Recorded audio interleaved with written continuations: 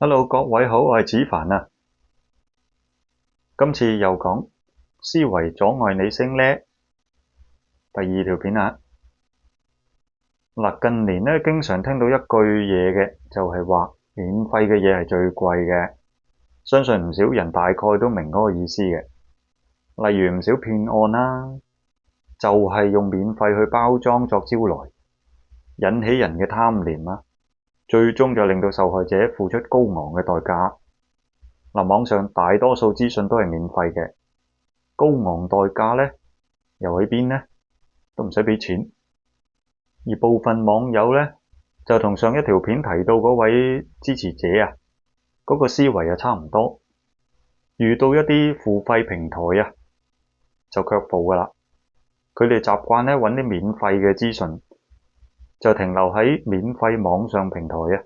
其實問題多的是嘅。今時今日建立免費平台啊，近乎冇門檻嘅。同以往呢，喺各大傳媒壟斷話語喉舌，完全唔同情況啦。而家呢，任何人都可以將自拍嘅影片啊放上網，只要有部手機拍下片放上網搞掂。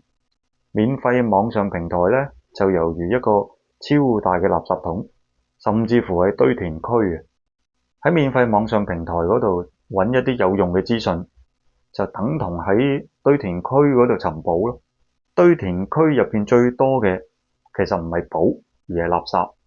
免費網上平台咧，最多咧就係偏頗啦、誤導啦、不實啦、劣質啦嗰啲資訊。曾經就有位老人家就同我講：汪明荃咧同羅家英離婚啊，仲有TVB 嗰個二線女星咧有咗啊。但係咧，我從未聽過呢啲相關嘅消息。再三求證之後，就發現呢，原來呢啲消息係嚟自呢位老人家佢自己個 Facebook account 嘅，因為佢不停咁樣去睇嗰啲編造假新聞嘅專頁啊，所以 Facebook 就不斷餵送類似咁嘅 post 俾佢，而佢呢又唔識分。可能你會話，垃圾又唔會太多人睇嘅，我睇嗰啲人氣 channel 嚟噶，咁就有保證啦。嗱，呢啲思維嘅邏輯呢，係用人數嚟作一個質素判斷啊。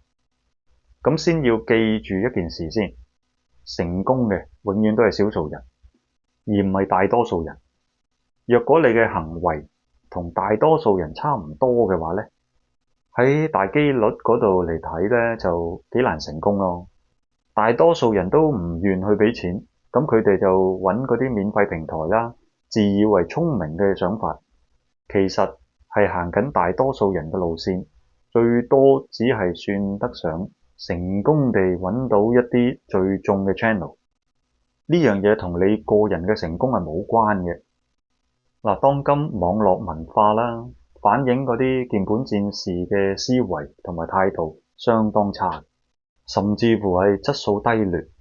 相信唔少人都有啲體會啦，例如，當某名人或者明星做咗錯事啦少少錯事，你會見到留言板就即刻洗版式出現海量嘅負面留言咧，甚至係毫無同理心咁樣咧，就叫當事人早死早着。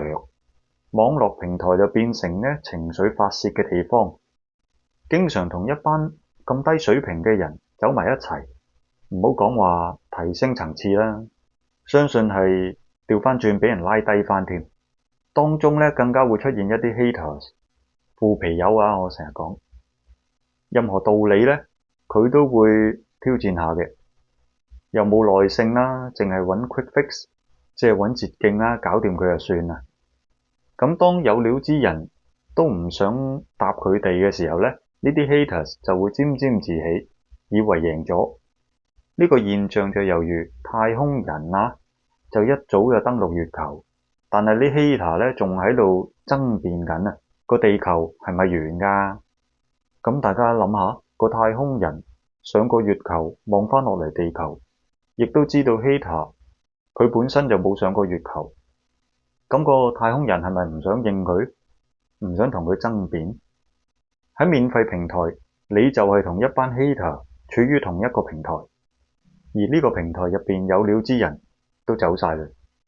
另一個問題，大眾嘅口味呢，就已經俾嗰啲短片扭曲得非常厲害，因為受咗好多或者過多嘅多巴胺刺激，令到大家嘅思維都被扭曲咗啦。喺呢個情況之下呢，能夠最終嘅平台係咪就代表好呢？我就有啲保留啦。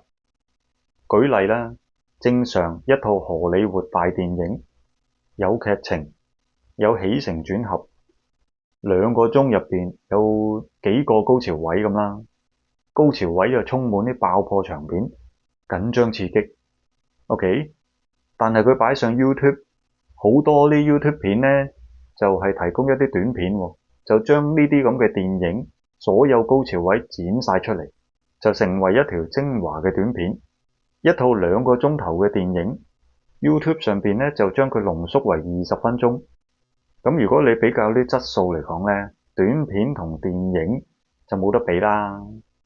但係喺免費嘅平台，最多人睇嘅正正係呢一類精華嘅短片，多數人就已經失去咗耐性去坐定定咁睇一出2個鐘頭嘅電影啦。呢個就同多巴胺刺激問題係有關嘅，對於好同埋壞嗰個判斷力亦都喺度消失。嗱，如今就需要顧忌嘅呢啲咁嘅免費平台，包括 Facebook 啊、YouTube 咁啦。如果你係分享者啊，或多或少就了解過佢哋個演算法呢，就明白到推送率越高，同埋令到個接觸面擴大嘅分享呢，應該係會大概係咩類型嘅嘢，亦都了解到佢哋對網友本身呢有啲乜嘢害處啊，自然就會迴避嘅。嗱，聽聞呢，時興就有 Threads 呢個平台啦，佢個演算法就仲得人驚，佢會集中去推薦一啲情緒對立啊、充滿仇恨嘅議題出嚟，因為能夠產生到雙方或者多方網友喺度對立謾罵呢，就會令到網友喺平台上面嘅逗留時間增長啊。